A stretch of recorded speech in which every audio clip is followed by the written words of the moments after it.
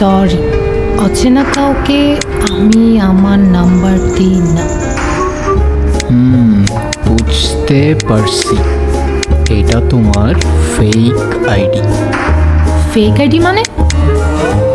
Reply দিব না এখন। ওই হ্যালো, রিপ্লাই করো না কেন? এখন কেমন লাগে?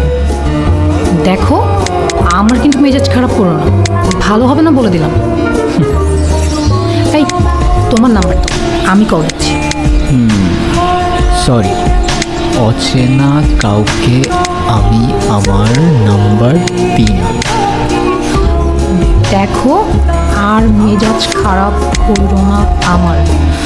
তোমার কিন্তু আমার রাগ সম্পর্কে ধারণা নয়।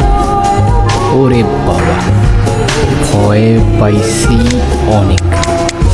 আচ্ছা, এই নাও।